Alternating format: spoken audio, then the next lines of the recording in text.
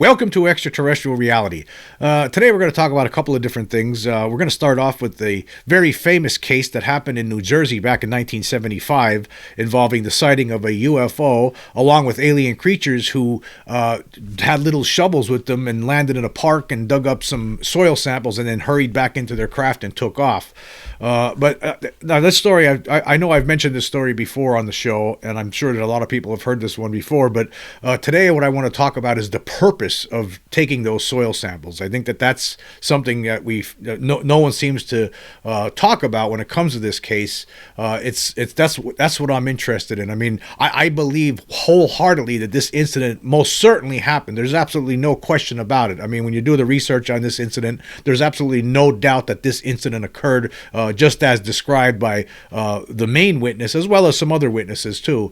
However, what's not talked about is why were these creatures taking soil samples, and I want to get into that. I think there's another possibility here that I've been thinking about over the last couple of days that I want to talk about. But anyway, let's start off with the story. It actually happened on the very early morning hours of January 12th, 1975, and it involved a 72-year-old gentleman named George Obarski who was on his way home from work. He had his own liquor store in Manhattan that he was operating for decades, and he was driving home from work that night and to his home in North Bergen, and he was driving through this park called the North Hudson Park in New Jersey, and that's where the incident occurred.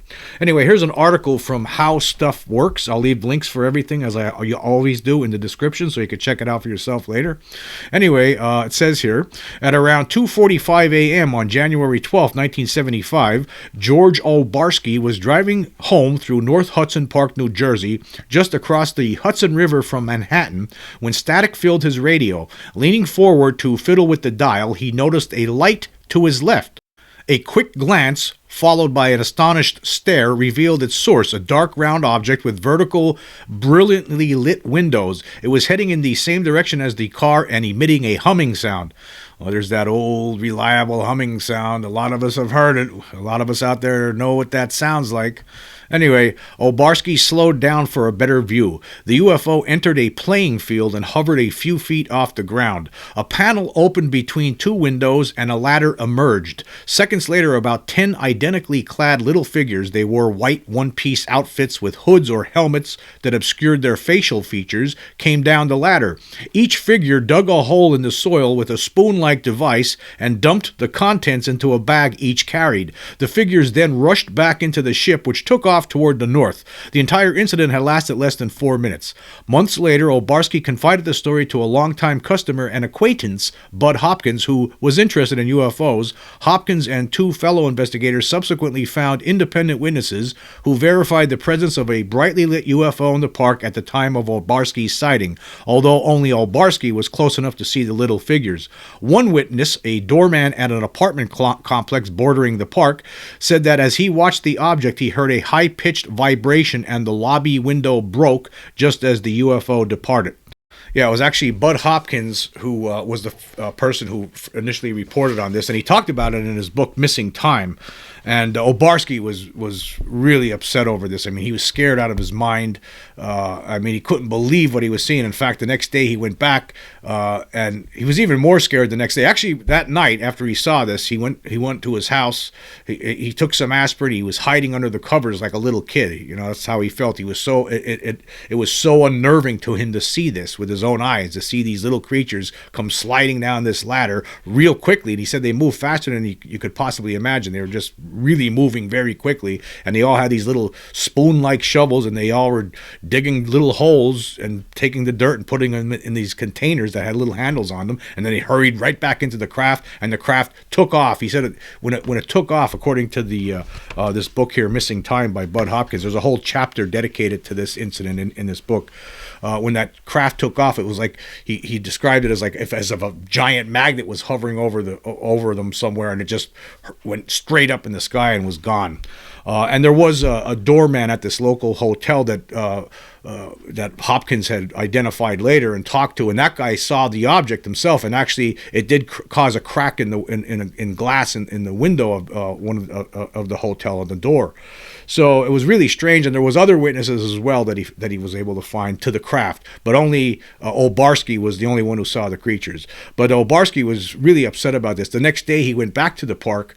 He wanted to see for himself if there really were holes there, and this is from page 36 from Missing Time by Bud Hopkins.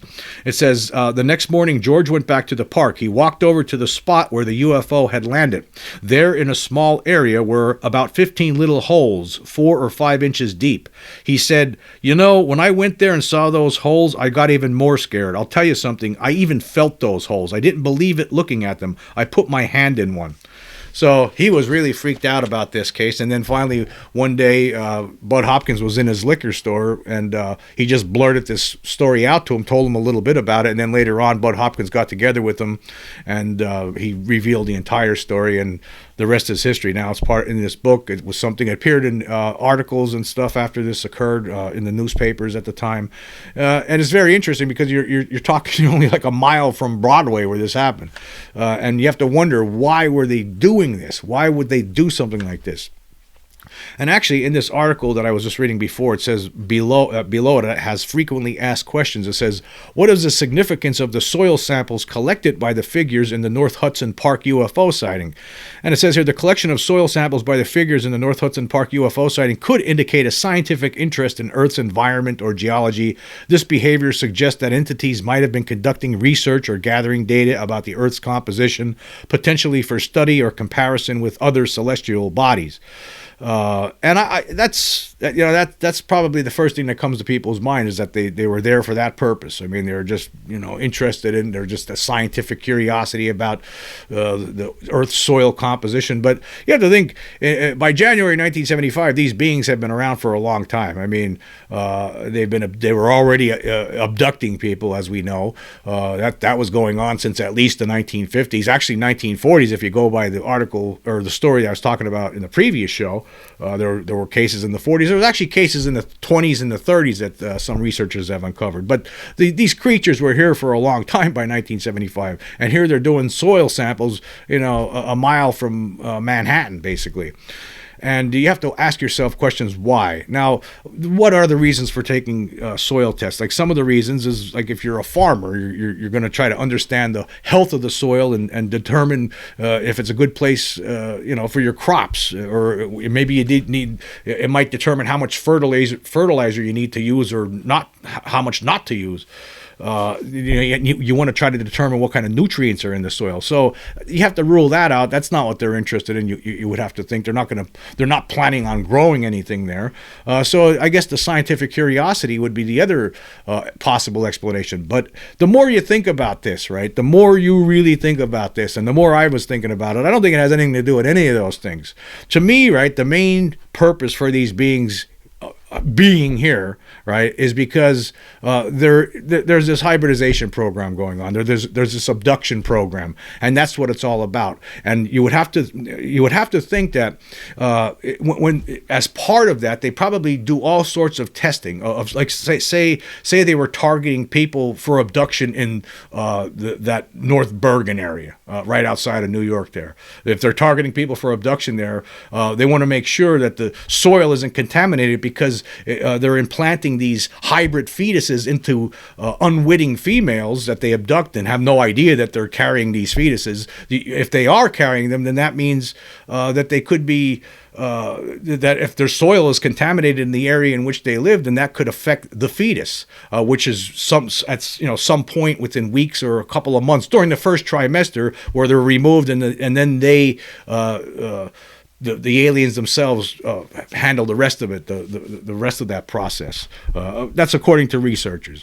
But anyway, Before I go on here, I just want to read a section here from David Jacobs' The Threat, where on page 114 he talks about protecting the fetus. It says here, the alien's single most significant area of vulnerability, the one that has by far the greatest impact on maintaining secrecy, is the implantation of the gestating fetus. Because producing offspring is a primary goal of abductions, successful fetal implantation and extraction are critical. Virtually all female abductees have had embryos implanted, and after a period of weeks or months, the fetus has been removed. Without the fetal implantation extraction phase of the program, the entire abduction phenomenon would be crippled, if not rendered inoperative. It is absolutely essential that the fetus is protected from abortion during this phase. I'd like to add there, too, that these creatures would be interested in the areas in which these women they're abducting come from, to make sure that that those areas, they're not living in places where there might be contaminated soil that might have an adverse effect on the growing fetuses. And here's another thing I just want to point out. This is something else from Jacob's book here.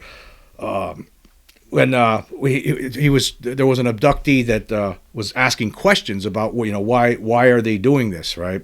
And this was the answer that this person received. It says, this is what the aliens told this abductee. It says, we have our own interest because we are removing your ova and using it for our own genetic purposes. We know this will be very disturbing to the human female because she is a reproductive organ between the two of the species. She is the host for reproduction, and we only remove those that we need. And they went on to say, the abductee asked, what does this mean? And the alien responded saying, we sometimes use the female human as a host for genetic reproductive purposes. We feel that if the female of the species knows that her body is being used as a host, she may wish to remove what she feels isn't hers. So we have put a strong blank or block on her memory process so that she has no idea that the implant has been put there. We will do the same for you when we, as we have in the past, implant you. We feel that it is better for the female if we do not leave the implant in. We are able to bring the fetus to term using our own females, but within the first trimester, it must be removed so that the female human does not realize she is host to an implant.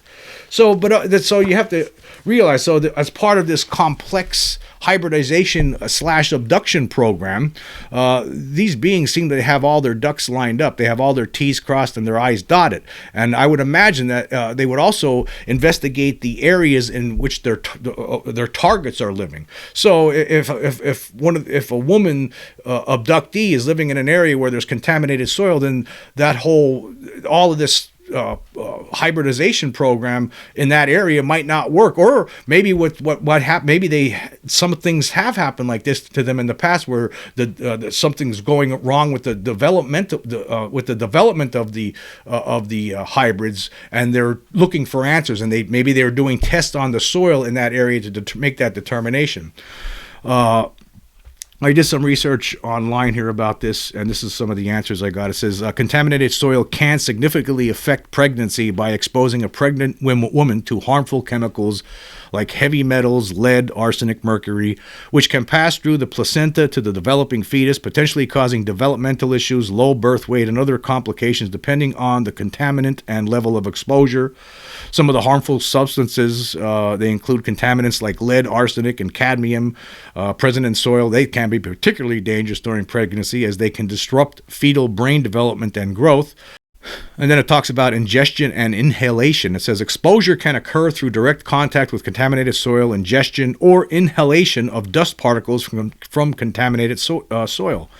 And it says here, once absorbed into the mother's bloodstream, these contaminants can readily cross the placenta and reach the fetus. And some of the problems that could occur because of a mother being exposed to contaminated soil include, for the child, impaired cognitive function, learning difficulties, and behavioral issues, low birth weight and smaller head circumference, birth defects, depending on the contaminant and exposure level. Certain birth defects may occur. Preterm birth, increased risk of delivering prematurely. So I would imagine that as part of their abduction program, that they want to make sure that they're not targeting people in areas where soil is contaminated, because then that destroys the entire purpose. Then they could have hybrids that have impaired cognitive functions or learning disabilities, and they don't want that, right? So I would imagine that's probably one of the biggest reasons. I would imagine why they're doing the soil tests. I mean, if the whole purpose of them being here, like some researchers say, is because of this hybridization program, whatever that's for, whatever they need to do that, then they want to make sure that they're not going to do it in an area where there could be some contaminated soil. And that's probably why they were seen by, why George Obarski saw all these creatures. He said it was between 9 and 11 of them that he saw, at least, comes crawling out of this craft and digging all these holes and putting the soil samples in these little containers.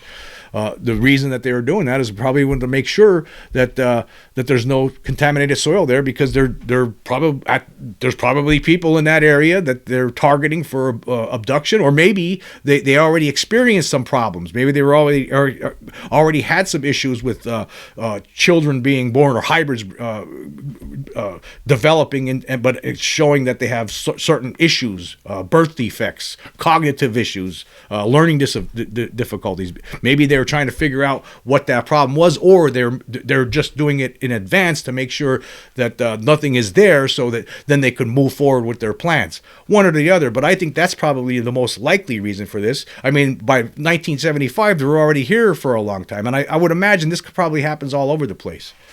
I mean, why would they do it in a neighborhood right there, right next to Manhattan, where lots of people could see them? They were taking chances, and people did see them. Not that they care. They don't care what we think, I guess. They don't care if a couple of people here and there see them, right? Because they know everyone else won't believe it.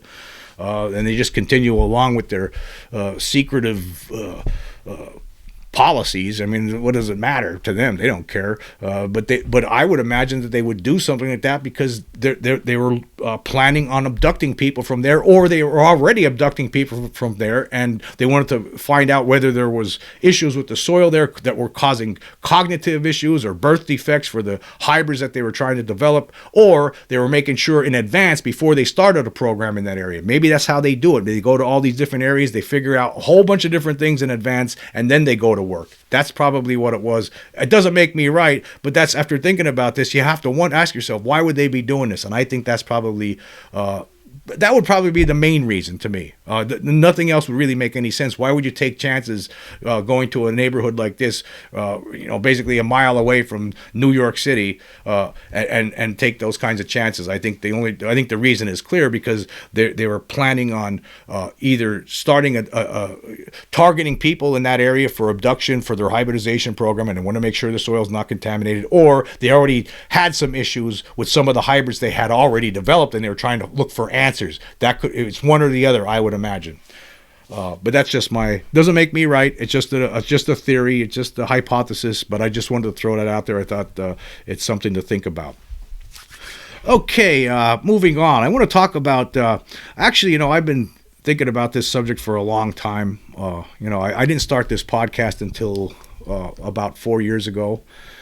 But before that, I over the years I read many books, and I actually wrote some articles on this. I actually wrote an op-ed back in 2002 for a newspaper called the Hawkeye in Iowa. I was a reporter there, and for a Sunday feature, I did some articles about UFOs, and then I wrote an op-ed about that talked about my experiences as well as my thoughts on I believe, even at that time, back in 2002, I believed that the people who aren't accepting this reality they're the crazy ones, not the people who are reporting on this all the time. The people who have experiences, that's the rest of the people who just have their minds closed, and they're the ones who should be viewed as the crackpots, not the people who have the experiences. They're just don't shoot the messenger, but that's what it seems like has been going on all these years.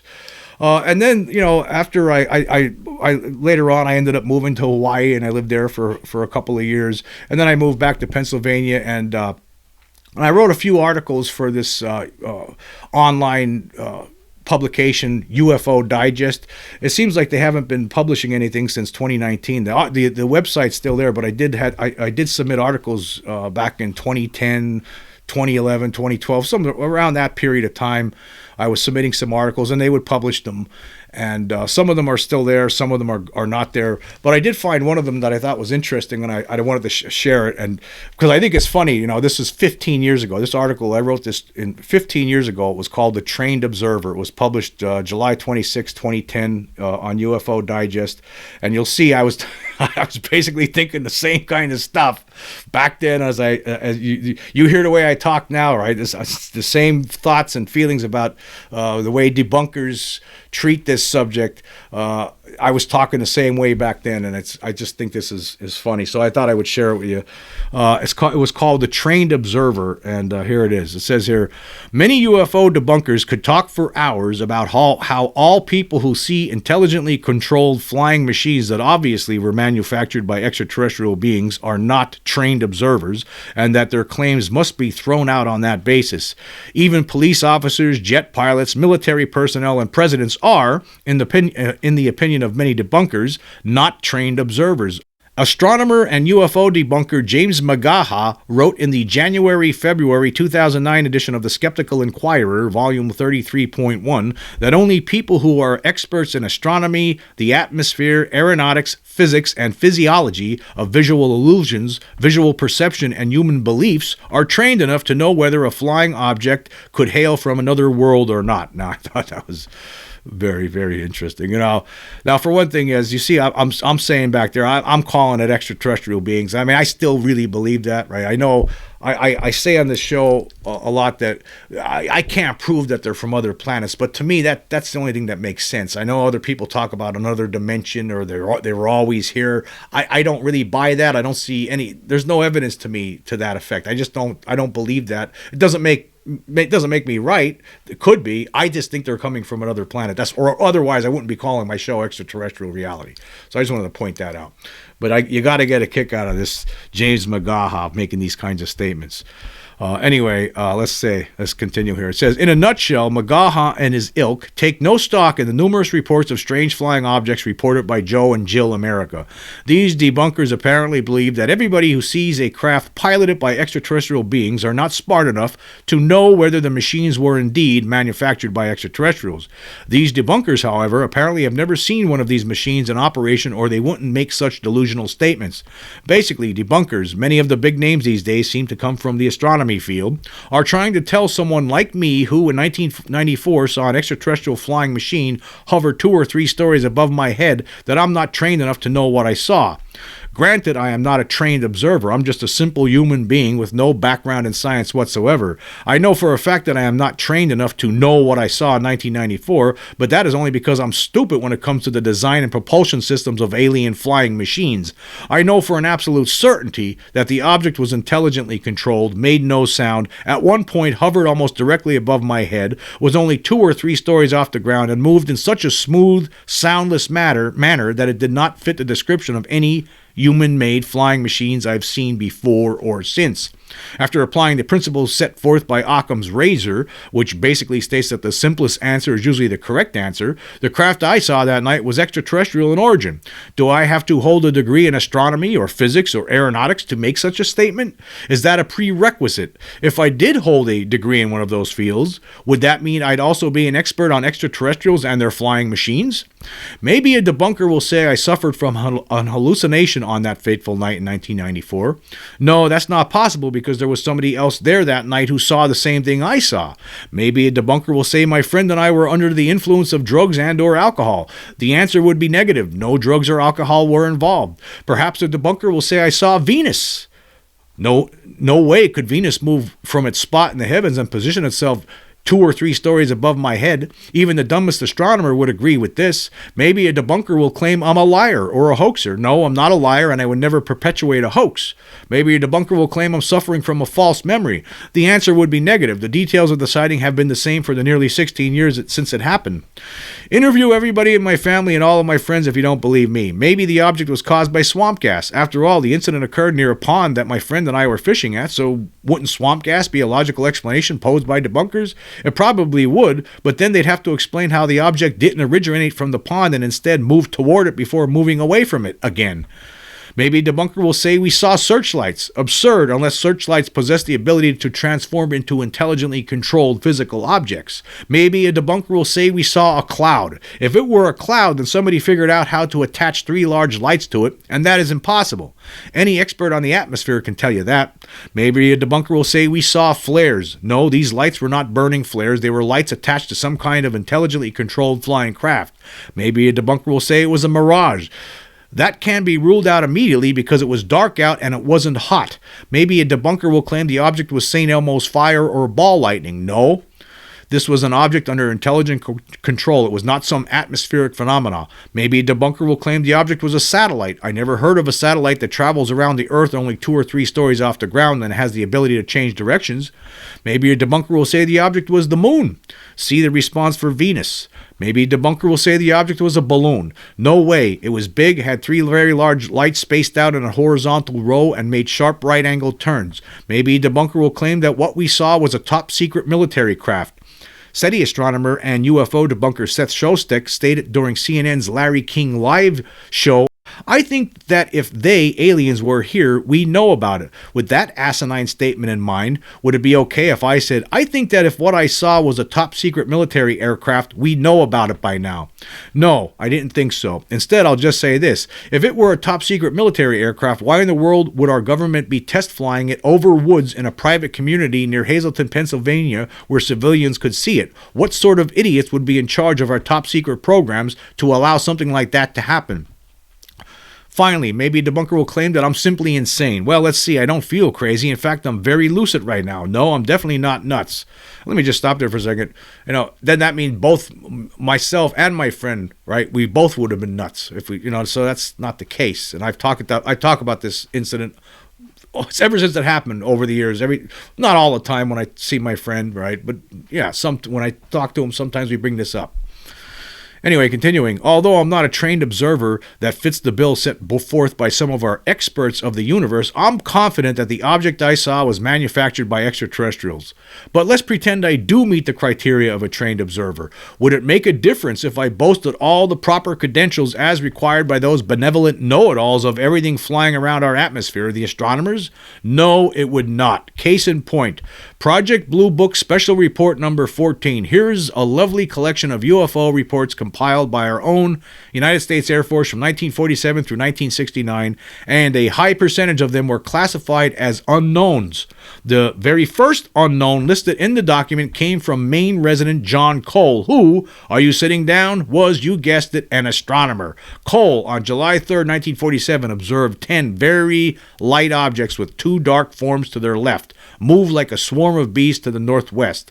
Cole, who said the sighting lasted between 10 seconds and 15 seconds, also reported hearing a loud roar. Was not Cole an expert on UFOs because he was an astronomer? He meets the criteria of a trained observer, so does that mean if he was unable to identify the objects, then no prosaic explanation for the sighting can be determined? Another unknown listed in the report occurred on April 5th, 1948 in New Mexico, when 3 geophysics lab balloon observers saw something they could not explain. 2 irregular, round, white, or golden objects. One of the objects made 3 loops, then rose and disappeared rapidly, while the other flew in a fast arc to the west during a 30-second sighting, according to the report. Would not 3 people considered geophysics lab balloon observers be considered experts in physics and therefore trained observers? Obviously, yes, but why were they unable to reach a conventional explanation for their sighting? On January 16, 1951, in Artesia, New Mexico, 2 members of a balloon project from the General Mills Aeronautical Research Laboratory, along with the manager of the Artesia Airport and 3 pilots, saw a dull white round object appear near a balloon they had launched. According to Project Blue Book Special Report number 14, it appeared larger than the balloon but made no movement, according to the report. Later, the balloon crew and the others saw 2 objects from the airport flying side by side. They circled the balloon and flew away to the northeast. The second observation lasted about 40 seconds. The Artesia airport manager, along with the 3 pilots, would not be considered trained observers, according to some debunkers, but what about the 2 aeronautics experts? They should be considered trained observers, right? Of course, but how come they were unable to explain what they saw that day? It all boils down to this. Astronomers who claim they are trained observers and come equipped with prosaic explanations for every UFO sighting are nothing more than modern-day myth makers. These people are the reincarnations of the same clowns who insisted a long time ago that the world was flat. They are the witch-finders of medieval Europe. They are the villains of science because instead of trying to find truth, they made up their minds before they even knew the facts of the matter. Expert debunkers of the extraterrestrial reality don't want to deal with truth. They want to keep the status quo. A massive change in where we humans stand in the universe would be too difficult an adjustment to deal with in the mind of the professional debunker. These people stink. Instead of trying to advance science, they work hard to keep it stagnant. They should be ashamed of themselves for posing as scientists. All right. So that's the article that I wrote back in 2010. So as you see, I've always felt this way about the debunkers and about this whole phenomenon and how it's treated. And here I'm still talking about. I started this podcast 4 years ago because I felt it was necessary to call out the idiocy that surrounds this phenomenon for some reason for far too long. And as you can see, these people are hypocrites. They don't really do any research. All they do is sit back in their armchairs and make proclamations, and that's the way that's just the way it's always been, and it still is. As we see all these years later, we're still dealing with the same kind of issues, and this was from 15 years ago. And as you can see, I really haven't changed much over that time. I mean, I actually forgot about it. I actually wrote this article. I just found it in the last couple of days, and I was like, wow, I forgot about this one. So I thought it was be something that definitely to share with everyone so you can see I've always been the way I am when it comes to this subject for a long time now, years, since at least the early 2000s, late 90s. By that point, I had enough evidence to know that we're not alone, and it was just a matter of like, why are we just pretending? Why does the world keep pretending that this isn't real? Why don't we just face up to this reality, good or bad, whatever it is? We need to stop pretending, right? But these debunkers, like I said, by stating recently, maybe they are necessary. Maybe there are people out there that just can't deal with this reality, and maybe that's why we need to have people like debunkers out there to just, people need to be told, people who might get upset over this reality, knowing this, they need to be told that there's no, that can't be true. Maybe there's people out there that need to be told that, and maybe that is a good thing to have debunkers. That's something new that I've been talking about. I really don't talk about that much, but it's maybe, I don't know. I mean, because we, despite the fact that we laid it all out, how many different things have I talked about on just this podcast alone? Think about all the people out there, all the books that have been written over the years. Look at it, Missing Time, The Threat. Here's Richard Dolan's UFOs and a national security state. I mean, there's just so much information out there that all leads to only one conclusion, that we're not alone. But yet, we keep fooling ourselves. There's people among us that seems like to be their that's their only function. It seems that their only function is to keep trying to convince people there's nothing to it. There's nothing to it. There's nothing to it. You're crazy if you think so. You're crazy if you think so. You're crazy if you think so. You're not a trained observer. You're not a trained observer. I mean, it's just so absurd. It's just so stupid. I mean, it's embarrassing. I mean, being a human being, it's embarrassing sometimes to see how other humans, treat other people, the lies, the violence. I mean, there's just so many issues that we have. And I just think, to me, right, I just think if we got over this hump and we just face this reality already and just stop pretending. Let's stop with this shenanigans, the charades, and just take it to the next step. I mean, it would have to be good. Would have to be good for humankind to start thinking in a different way, and look at this reality in which we live without these blinders on. I just think it would be better for everyone involved. But maybe, like I've been saying recently, I am convinced that there are some people that just can't deal with this truth, and they need to be lied to, and that's probably why. People like James McGaha are necessary. They're out there to tell people lies, to keep them in line, to keep them calmed down, and that's probably the way it's going to continue for a little while longer. Anyway, I want to say this. I want to say thank you all for joining me today. Until next time.